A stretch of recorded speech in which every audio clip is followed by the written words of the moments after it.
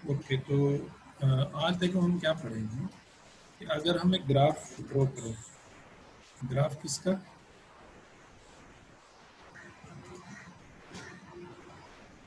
Graph किसका draw करें हम, वेलोसिटी और टाइम ग्राफ अगर हम ड्रॉ यस करते हैं तो मान लेते हैं कि कर्व ये बन रहा है।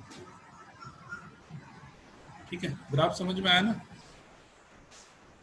Yes sir, velocity on time. मान लो इस पर्टिकुलर टाइम पे वेलोसिटी कितनी है, ये है मान लो, उसका ग्राफ कैसा यस सर। बनेगा, ये बनेगा। और यस सर। इस पर्टिकुलर टाइम पे उसकी वेलोसिटी इतनी है, इस पर्टिकुलर यस सर। टाइम पे वेलोसिटी इतनी है। ठीक है, ग्राफ जो बनेगा हमेशा वो लीनियर बनेगा। ठीक है, लीनियर मतलब कि जितना टाइम होगा, टाइम अगर बढ़ेगा तो वेलोसिटी भी उसकी बढ़ती रहेगी, है ना। Yes sir. या टाइम घटता रहेगा तो वेलोसिटी भी घटती रहेगी, या टाइम बढ़ता रहेगा तो वेलोसिटी घटती रहेगी। मतलब ग्राफ जो है वो ऐसा ही बनेगा, यूनिफॉर्म मोशन के। तो अब इस चीज़ में आपको एक चीज़ ध्यान रखनी है कि अगर ये v है और ये t है, ठीक है, इधर से हम इस एक्सिस से t दिखा रहे हैं, इस एक्सिस से v दिखा रहे हैं, तो ये जो ग्राफ बनेगा हमारा, ठीक है, इस ग्राफ का जो एरिया होगा, किसी पर्टिकुलर पॉइंट पे हमने एरिया निकाल लिया, मान लेते हैं कि भाई ये टाइम जो है वो टाइम है आपका t1 टाइम। ठीक है, t1 टाइम पे, सर आपकी आवाज से थोड़ी कम आ रही है सर। हेलो, आवाज आ रही है। यस। यस सर, अब आ रही है। मान लो एक पर्टिकुलर t1 टाइम पे हमें फाइंड करना है कि डिस्टेंस कितना इसने ट्रेवल किया। तो डिस्टेंस ट्रैवलिंग जो यस सर। होगी वो होगी कि ये जो एरिया जो कवर किया है ना इसने वीटी ग्राफ ने, ये जो एरिया यस कवर सर। किया है, इस एरिया को अगर हम निकाल लें तो that area will be distance covered. ठीक है, yes sir. Distance covered in t1 time, ठीक है, will be equal to the area. ठीक है,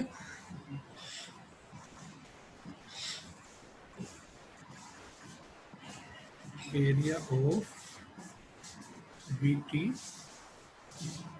ग्राफ, ग्राफ कह दो या कर्व कह दो, ठीक है।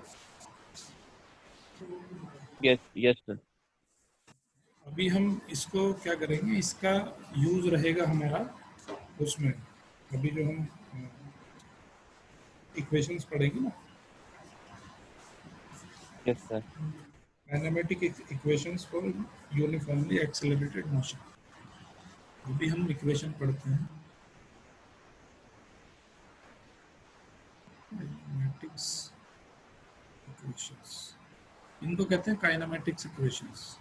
ओके, तो इसमें जो पहली इक्वेशन है हमारी, फर्स्ट इक्वेशन पढ़ेंगे, वो पढ़ेंगे v is equal to v zero plus a t. ठीक है, हेलो, यस सर। अभी देखो ये हम कोई वी टी ग्राफ हमने ड्रॉ करना है, ये जो है आपका v दिखा रहा है और ये आपका t दिखा रहा है। ठीक है, t यहाँ से रिप्रेजेंट हो रहा है और v यहाँ से रिप्रेजेंट हो रहा है, ये वेलोसिटी को रिप्रेजेंट कर रहा है। ठीक है, अब ऐसा मान लेते हैं हम कि जब t का टाइम, t जब जीरो है, मतलब जब उसने मोशन अपना शुरू किया, तो उस टाइम उसका जो वेलोसिटी है, उस वेलोसिटी को हम मान रहे हैं वी जीरो। ठीक है, समझ गए बात। तो वी जीरो से उसने अपना मोशन शुरू किया, जब उसकी वेलोसिटी वी जीरो थी, इनिशियल वेलोसिटी। अब उसकी वेलोसिटी यहाँ से बढ़ के, वी जीरो से बढ़ के और वी हो जाती है।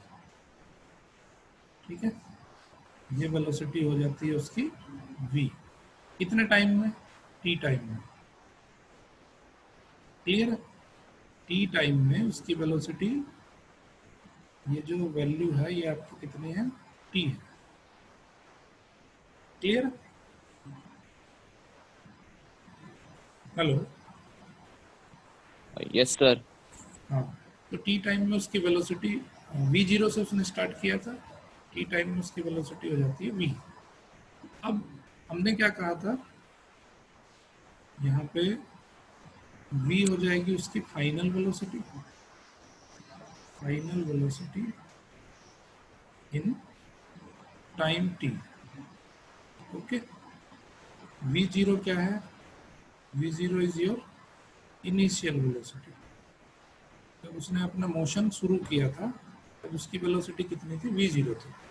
तो हमने एक फॉर्मूला पढ़ा था अभी पीछे कि a is equal to final velocity minus initial velocity, v minus v0 upon t। यही पढ़ा था ना, acceleration is equal to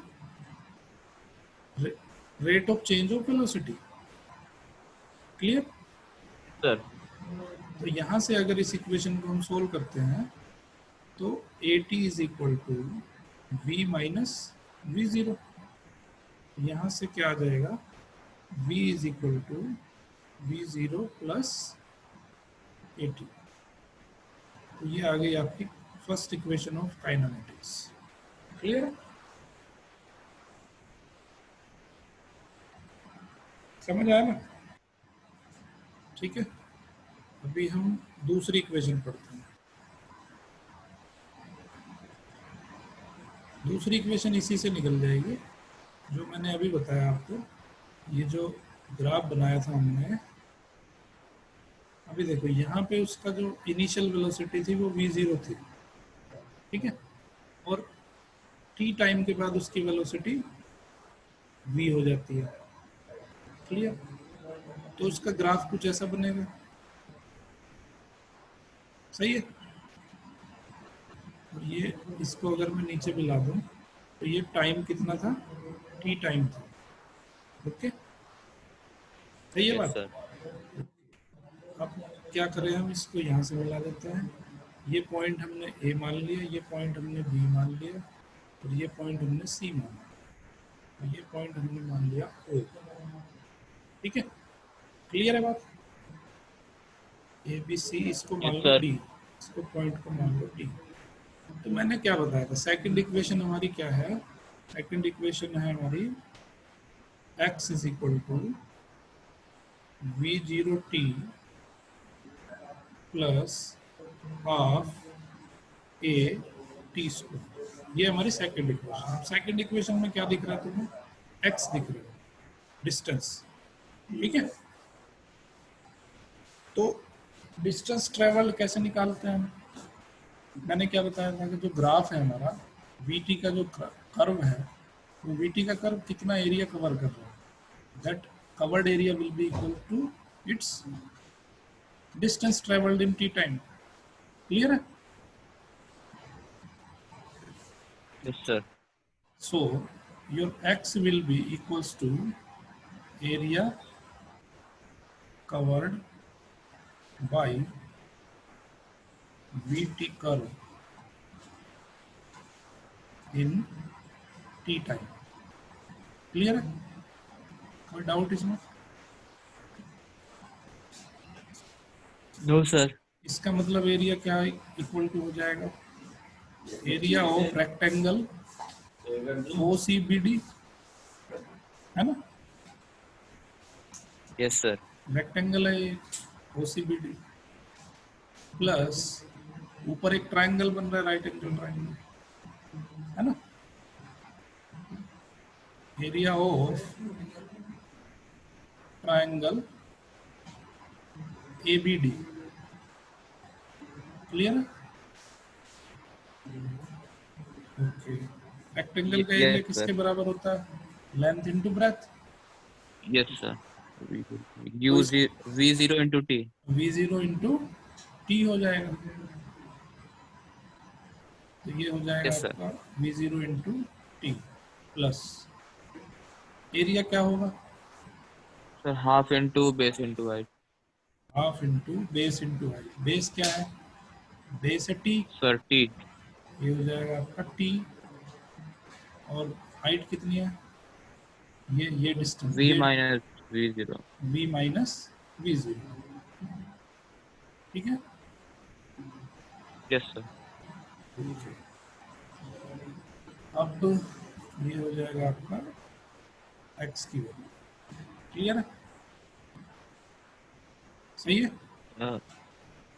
sir यहाँ तक सही है सर। यस। ये हो जाएगा we zero t plus half T से मैं इसको डिवाइड कर देता हूँ, टी से मल्टीप्लाई कर देता हूँ, तो ये हो जाएगा टी इंटू टी। टी से हमने क्या किया, मल्टीप्लाई कर दिया, तो टी से हमने डिवाइड कर दिया। कोई दिक्कत? No sir.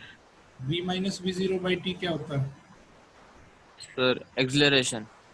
एक्सेलरेशन हो जाएगा, तो ये हो जाएगा we zero t plus half a t square. ये क्या आ गया आपका? एक्स आ गया। समझ आई बात? Yes sir. कोई डाउट इसमें? No sir. क्लियर है ना? Yes sir. तीसरी इक्वेशन पढ़े। Yes sir.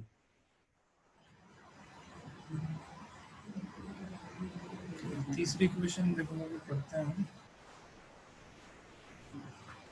तीसरी इक्वेशन है हमारी v square minus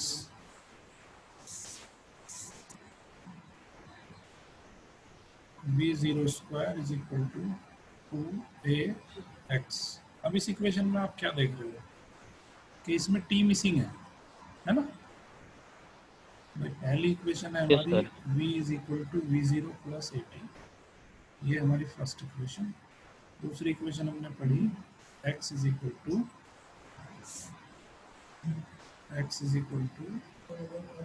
v zero t plus बस half half a t square. A t square, ये हमने सेकंड इक्वेशन। अब देखो इसमें यहाँ से टी को निकाल के और यहाँ पे रखना है, बस इतना सा काम करना है। तो हमें क्या करना है कि substituting t from 1 to 2, second equation में हम टी को सब्स्टिट्यूट कर देंगे, तो इक्वेशन क्या बन जाएगी आपकी? x is equal to v zero, t की वैल्यू क्या होगी? v minus v zero upon है v यस माइनस सर।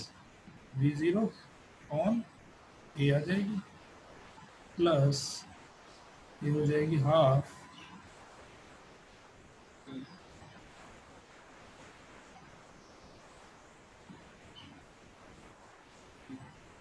ये हो जाएगी हाफ और ए टी की वैल्यू रख देंगे हम v minus v zero upon a का स्क्वायर। ठीक है? क्लियर? अब यहाँ पे कॉमन ले लो, v minus v zero upon a. A, यही कॉमन आएगा ना? Yes sir. तो क्या बचेगा? वी बचेगा जीरो। आपका v जीरो और यहाँ बच जाएगा plus v minus v zero. एक बचेगा v माइनस वी जीरो, है ना? Sir half. Yes sir. a से a कैंसिल हो जाएगा, हाफ भी बचेगा, तो मैं इसको लिख देता हूँ हाफ v और इसको लिख देते हैं हम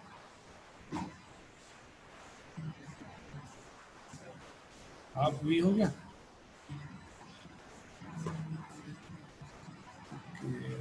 इसको लिख देते हैं हम minus half v zero. Clear है? सही है ना?